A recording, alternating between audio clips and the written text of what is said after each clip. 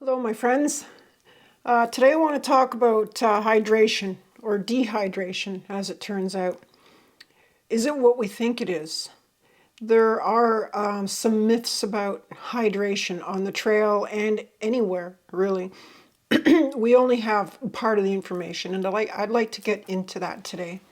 There's a common myth that you should drink 8 glasses of water a day and adjust that according to, I guess, activity levels. They always say more is better, even though it puts a big strain on your kidneys. But that's the medical side of it. I don't really want to get into that side of it so much. But what I do want to say is there is another dehydration and hydration are results of more than just water. In fact, if you're dehydrated and you only drink water, you can put yourself into a really bad medical state. Now, I am not a doctor. I don't claim to be a doctor. I'm simply referring to studies and my own personal experiences. There are many studies on the subject, and I just want to kind of give you some insight to the best way to hydrate on trail. And I don't think it's what you think it is. So let's just go into that a little first. The question is, does drinking water hydrate you? The simple answer is no, it does not. It does help you. You do need water. There's no question about it. But does it hydrate you? Let's define hydration first of all. Hydration is the transporting of water into the cells. The mitochondria allows either things into the cell or it doesn't. But one thing is for sure, that signals have to be processed in your body for that cell to open up and allow the water to come in. And how this is done is through minerals, is through electrolytes. Electrical signals run our body.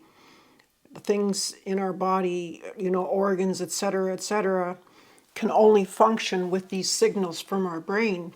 And our brain can only signal these cells if they have the electrical pathways. So electrolytes are probably more important than water. In order to get that water into the cell, you must have electrolytes inside and outside the mitochondria in order for this to succeed, in order for this to function. So the balancing act is something you have to figure out on your own. That part kind of ranges very wide in the studies. There's been a lot of there's a lot of sway. There's a really big gray area where different people react differently, respond differently. A lot of it has to do with how damaged your mitochondria has become through the standard American diet. And this is kind of like the cycle of everything here in North America, at least. Not so much in Europe. They're a little better at it than we are. But then again, they eat a little better than we do. We have a high carb content in our food. This depletes certain minerals in our body. It makes certain molecules bind to other molecules. Hydration then becomes difficult because certain things deplete magnesium, potassium, etc., calcium. Certain calciums can't even be absorbed in your body.